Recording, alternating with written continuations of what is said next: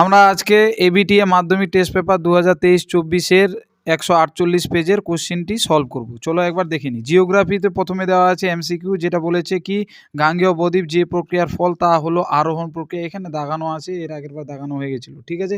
Next কি পলল বেজনির সৃষ্টি হয় নদীর উচ্চ গতিতে। তারপরে বায়ুমণ্ডলে যে পদ্ধতিতে সর্বাধিক উত্তপ্ত হয় পরিচলন। তারপরে বলেছে কি সীমান্ত বৃষ্টি বলা হয় নাতিশীতোষ্ণ ঘূর্ণ বৃষ্টিকে। একটি সাময়িক বায়ুর উদাহরণ মৌসুমী বায়ু।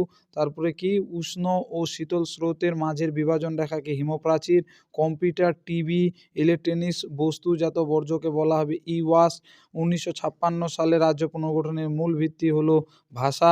আম্রবৃষ্টি দেখা যাবে কর্ণাটকে অর্থাৎ দক্ষিণ ভারতে। শিবালিক হিমালয়ের পাদদেশীয় অঞ্চলে ক্ষুদ্র ক্ষুদ্র শিলাখণ্ড সঞ্চিত হয়ে যে সমভূমি গঠিত হয়েছে তাকে ভাবর বলবে। ভারতের দীর্ঘতম সেচ খালের নাম হচ্ছে, এক্ষেত্রে অ্যান্সারটা হতো কি সারদা খাল। সারদা খাল যেহেতু অপশান নেই তাই আমাদের দ্বিতীয় খালটা হচ্ছে সরহিন্দ। এক্ষেত্রে সরহিন্দ বা সিরহিন্দ খাল, যেটা পাঞ্জাবের দীর্ঘতম খাল, সেটাই অ্যান্সার হবে, ঠিক আছে। নেক্সট কি ভারতের প্রথম মেট্রো রেল চালু হয় কলকাতাতে। পেট্রো রসায়ন শিল্পের প্রধান কাঁচামাল হলো নেপথা। সার্ভে অফ ইন্ডিয়ার সদর দপ্তর দেরাদুন। পৃথিবীতে ট্রু ফলসে কি দিয়েছে, পৃথিবীর বৃহত্তম অপসারণ সৃষ্টিও গর্তটির নাম হচ্ছে কাতারা, ঠিক। তারপরে দিনের বেলা উষ্ণ হালকা বায়ু পর্বতে ঢাল বেয়ে উপরের দিকে উঠলে তাকে বলা হয় ক্যাটাবেটিক, এক্ষেত্রে অ্যানাবেটিক হতো, তাই ভুল। নেক্সট কি ভারত ও পাকিস্তানের সীমারেখায় রেড ক্লিফ বলে, ঠিক। তারপরে বলেছে কি পশ্চিম ঘাট পর্বতে পূর্ব ঢালের চিরহরিত, এখানে পর্ণমোচী হতো, তাই ভুল হয়েছে।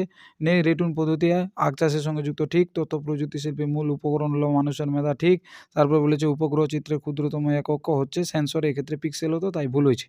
দুটি নদীর মধ্যবর্তী অঞ্চলকে দোয়াব বলা হয়। বায়ুমণ্ডলের ড্যাশ স্তরে বেতার তরঙ্গ প্রতিফলিত কি ভূপৃষ্ঠে ফিরে আসে, এটা থার্মোস্ফিয়ার বা আয়নোস্ফিয়ার, ঠিক আছে। নেক্সট আছে কৃষ্ণ শুল্কপক্ষের অষ্টমী তিথিতে মরা কটাল হয়ে থাকে। কেঁচোর সাহায্যে বর্জ্য পদার্থের বিয়োজন ঘটানোর প্রক্রিয়াকে কম্পোস্টিং বলে। রাজস্থানের ড্যাশ এ মরু গবেষণায়, এটা যোধপুর হবে, ঠিক আছে।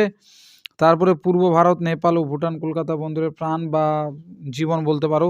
তারপর নেক্সট হচ্ছে 2.2 কি 7 ভারতের প্রথম কৃত্রিম উপগ্রহ হলো আর্যভট্ট। তারপরে এসে কিউ যেগুলো এক কথায় অ্যান্সার ওগুলো দেখো। ক্ষয়সীমা ধারণার প্রবর্তক হলেন পাভেল। তারপরে বায়ুমণ্ডলের কোন স্তরে সর্বনিম্ন তাপমাত্রা পরিলক্ষিত হয় মেসোস্ফিয়ার। ভূমধ্যসাগরীয় জলবায়ু অঞ্চলে কোন বায়ুর প্রভাবে শীতকালে উত্তর পূর্ব মৌসুমী বায়ুর ফলে। কঠিন বর্জ্যের অক্সিজেনবিহীন দহনকে অবাধ বা ফার্মেন্টেশন, অবাধ কম্পোস্টিং বা ফার্মেন্টেশন বলে। প্রতিবেশী দেশগুলির মধ্যে ভারতের সবচেয়ে এক্ষেত্রে বাংলাদেশ। বল উইবিল পোকার আক্রমণ কোন ফসলে দেখা যাবে কার্পাস। পৃথিবীতে আন্তর্জাতিক সিরিজের ভূবৈচিত্র্য সংখ্যা হচ্ছে 2222টি। তারপরে বলেছে কি খামসিন যাবে সাহারা, ম্যানচেস্টার আহমেদাবাদ, মারুতি সুজুকি গুরগাঁও, উড়িষ্যা যাবে পারাদ্বীপ। পারাদ্বীপ হচ্ছে উড়িষ্যার একটি বন্দর, ঠিক আছে। এরপরে আমরা 169 পেজ সলভ করব।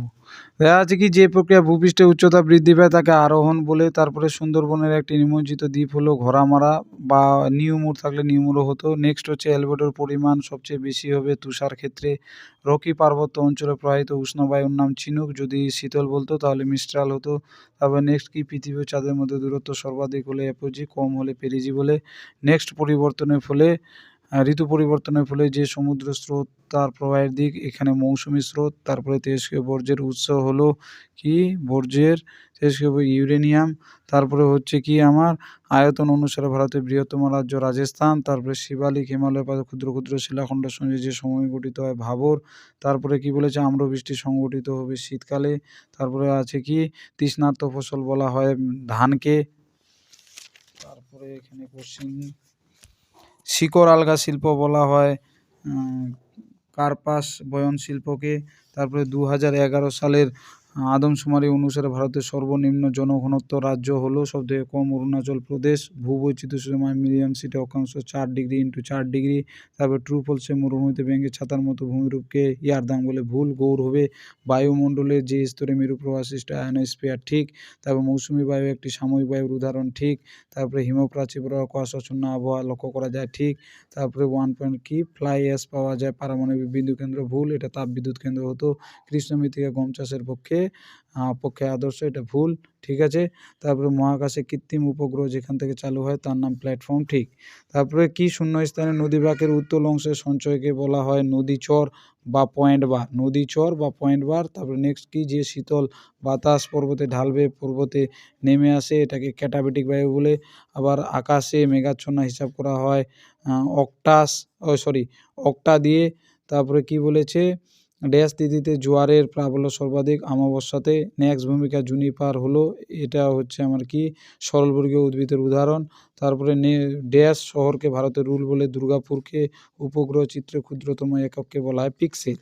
তারপরে এসে কিউগুলো কি দেওয়া আছে, সাহারায় দুটি শিব বালিয়ারির মধ্যবর্তী অংশকে করিডোর বলে। এখানে একটা মনে রাখবে, দুটো করিডোরের মাঝের অংশকে গাছি বলা হয়, দুটো শিব বালিয়ারির মাঝের অংশকে করিডোর বলা হয়।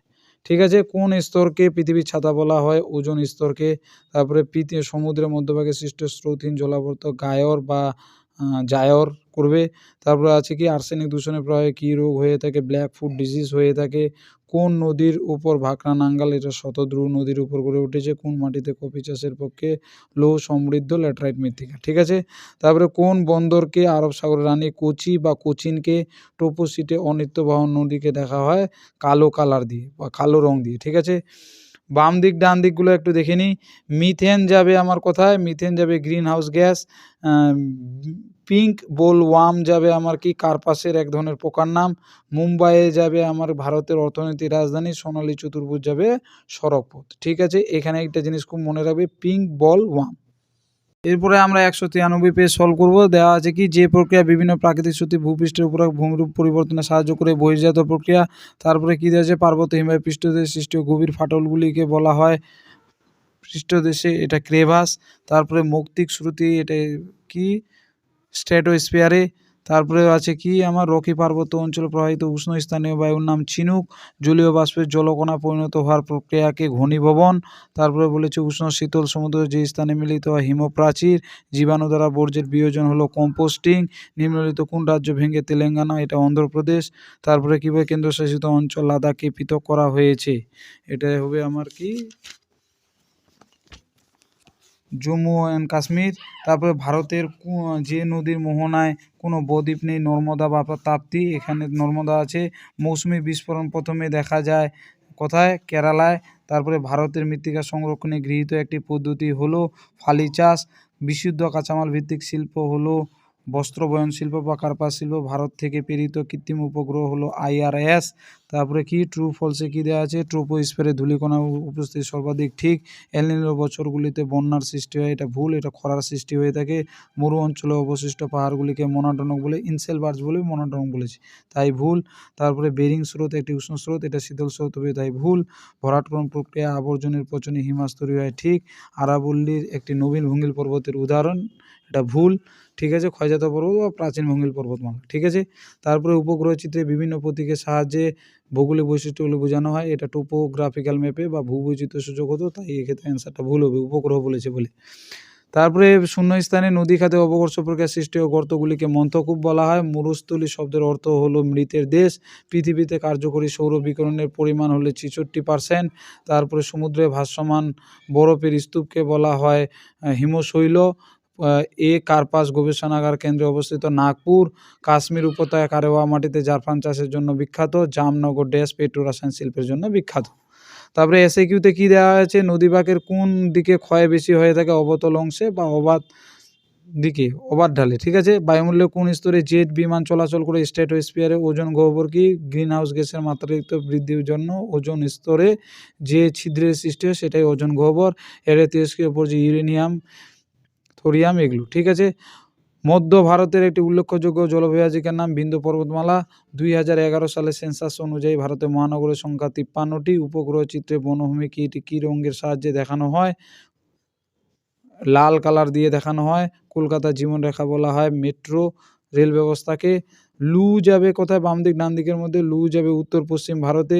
বায়ুর অপসারণ গর্ত যাবে ব্লো আউট বা ডিপ্লেশন হলো। পূর্বাশা যাবে কোথায়, হারিয়া ভাঙ্গা। তারপরে জুম চাষ যাবে মৃত্তিকা। চলো নেক্সট টাইমে আবার নতুন ভিডিও নিয়ে তোমাদের কাছে আসছি।